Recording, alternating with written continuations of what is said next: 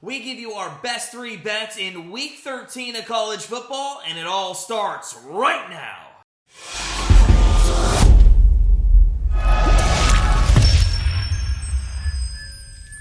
Hey guys, it's Matt from GrandstandBettors.com, and it is Week 13 of college football, and we are back with our best bets for this Saturday. Before we get into those predictions, just take a moment, hit that subscribe button so you don't miss any of our upcoming predictions, especially next week's championship game best bets. And while you're at it, smash that like button if you are ready for some top 25 action. I know I am. So without further ado, let's dive right into our matchups and start off with number 13 Notre Dame against number 5 USC in prime time. USC 5.5 point favorites at the moment with the over-under set at 64.5. Now the Notre Dame Fighting Irish, they are on a roll right now. They're on a 5-game winning streak, which included that 35-14 win over Clemson. This offense has definitely hit its stride as they put up 199 points over their last 5 games. Drew Pine has looked very good ever since that Stanford game, and Lorenzo Styles has emerged as a very good deep threat who, with Michael Mayer at tight end, they might have a passing attack that's going to be a problem for this USC secondary. Now, what this has also translated to for the Irish offense is opening up the rushing attack. Estime and Diggs lead the way as they have rushed for a combined 1,480 yards and 13 touchdowns. And this team is rushing 191 yards on the ground per game. On the other side of the football, the Irish defense has also been very good other than that second half mishap against Navy a couple weeks ago. Overall, they're only giving up 186 passing yards per game, which is one of the best secondaries in the nation, and only 130 yards on the ground. Where they have really excelled is their pass rush. Shout out to Isaiah Foskey for breaking the Notre Dame single-season sack record last week against Boston College as he recorded his 9th sack of the season in that game. But as a team, they have 33 sacks on the year. Now, on the other side of the football field, though, USC's offense has been elite this year. They're averaging 42.9 points per game and over 500 yards per game. Quarterback Caleb Williams has nearly 3,500 yards passing and is connected with 15 different receivers on the season. Of those receivers, Jordan Addison and Taj Washington lead the way with a combined 1,300 yards. But after that, there's still 3 other receivers that have over 300 receiving yards, which just shows you how deep this receiver unit is and why it has been a problem for defenses all year long. USC also has a very solid rushing game led by senior back Travis Dye. Dye and his backup Jones are both averaging over 6 yards per carry, and the Trojans might turn to them in this one a bit more as the secondary for the Irish has been much better than their rush defense. Defensively for USC, they have had their fair issues this season as well, and it could be a long day for them given Notre Dame's recent offensive form. They're giving up 257 passing yards per game this season, which, given the way Notre Dame has been throwing the ball recently, might be a big issue this week for the Trojans. The USC rush defense, not much better. They're giving up 147 rushing yards per game on the ground as well. So, what is our best bet in this matchup, in this huge rivalry game this week? Well, as we just highlighted, the USC defense has had some major issues this year, which is why they're giving up almost 30 points per game. Notre Dame's offense has been performing at a high level the past few weeks, and they should be able to exploit those weaknesses that the USC defense has. USC, though, does have a better offense, so in our opinion, they should probably pull off the win and avoid the upset at home. But we do think Notre Dame will keep this game close, and all bias aside, with our first bet for Saturday in college football, we're going to take the Irish plus 5.5 over USC. But yeah, that is biased. Now, the next matchup we're going to look at is the big one of the year. We've all been waiting for it. Number 2, Ohio State. Number 3, Michigan in that big noon kickoff there on the East Coast. Ohio State, 7.5 point favorites at the moment. Over-under set at 56.5.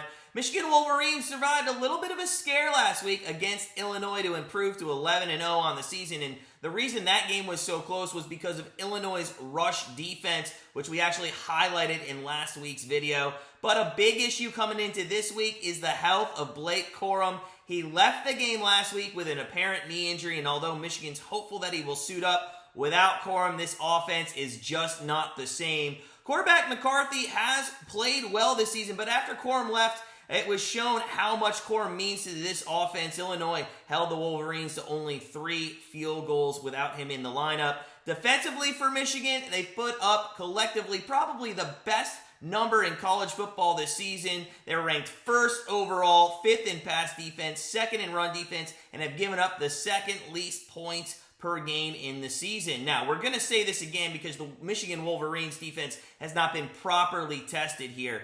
So you can't really trust these numbers, as we said last week. Maryland shredded this defense with their dual threat quarterback, and if Ohio State was taking notes in that game, they're going to have a very clear-cut recipe of how to score on Michigan. Speaking of the Ohio State Buckeyes, they are 11-0 on the season, but they've had a slightly tougher schedule than the Wolverines, just because of that Week 1 game against the Irish. In any case, though, they are sitting 2nd in the country, and their offense has been phenomenal again this year. CJ Stroud has thrown for over 3,000 passing yards this season, which is why they are 17th in the nation in passing. Now, despite all the focus on Michigan's run game, Ohio State also has a very underrated rushing attack behind Williams and Henderson. Buckeyes averaging 208 rushing yards per game, and they also have 29 rushing touchdowns on the season. When you throw in the receivers they have as well, it's hard seeing any defense stopping this offense, with maybe the exception of Georgia. Defensively for the Buckeyes, they're as good as any, putting up some numbers on the season. They're only giving up 16.9 points per game. They have a very solid run defense, which is only giving up 107 rushing yards per game. Even with Blake Corum in the lineup, this unit should be able to mitigate the damage he does on the ground, and their secondary should have no problem really dealing with only one good receiver that Michigan has. Now, the other factor in this one that's going to be a problem for Michigan is Ohio State's defensive line. 31 sacks on the season, and they've done a great job of getting pressure in the backfield. So, what is our best bet in this Big Ten showdown on Saturday? Well, as we just mentioned, we think Ohio State has the edge in some very key categories in this matchup, which tips the scale in their favor pretty heavily. First, in their offense, with Corum listed as questionable and definitely not 100% even if he plays, Ohio State's going to have a much easier time putting up points in this game than a limited Michigan offense, especially with the Ohio State passing pressure. They've also played some tougher opponents this season, so their defense seems a bit more tested than the Wolverines, which is why we have more faith in them to come up with big stops in this game, especially with home field advantage. So, with our best bet number 2 for Week 13 in college football, as much as it pains us, we're going to take Ohio State minus 7.5 over Michigan. Now, before we get into our third and final pick of Week 13, just a reminder, if you're wanting our full card of college football plays, head on over to grandstandbettors.com. Become part of our family. Link is below in the description, and we look forward to you signing up with our community real soon. But, as we mentioned, we do have one more best bet here, and it's in prime time this week with Iowa State and number 4 TCU. TCU, 9.5 point favorites, over-under at the moment set at 47.5, and the Iowa State Cyclones have had a very depressing season. They're 4-7 and last in the Big 12 at the moment. They've lost 6 of those 7 games by 1 score or less, which does show you this team is having a solid season, but the one thing holding them back is their offense. They have just been able to put up 220 points on the season. They're averaging 373 yards per game on offense, and the majority of those yards have come through the air, as well as to wide receiver Xavier Hutchinson. We actually highlighted this guy a lot last year, and he's been putting up some insane numbers. He has 105 receptions and 1,100 receiving yards with 6 touchdowns. You think that defenses would double or even triple this guy, but he keeps finding a way to get open and make some great catches. If it were not for him and quarterback Hunter Dekers connecting so much, this team would really be horrible because their run game has been non-existent on the season ever since losing Breece Hall to the NFL. Now, they're only averaging 3.1 yards per carry, and their leading rusher only has 445 yards on the season. Now, with how poorly this offense has been playing this season, the reason really Iowa State has been in so many games has been because of their defense. They're ranked 8th overall, 8th in pass defense, 13th in run defense, and 8th in points per game. Whether or not they're going to be able to stop a loaded TCU offense is another story, but so far on this season, they've done a very good job at shutting down almost every team they've played. Speaking of the Horned Frogs, TCU also survived a scare last week. They ended up defeating Baylor 29-28 on that last-second field goal. Their offense has been putting up 39.5 points per game and almost 500 yards per game. Quarterback Max Duggan has 2,800 yards passing with 26 touchdowns with only 3 interceptions on the season. His favorite wideouts have been Johnson and Barber, who have combined for about 1,300 yards and 8 of Duggan's passing touchdowns. With one of the best running backs in the country as well, Miller, TCU is averaging 204 rushing yards per game and has 29 rushing touchdowns.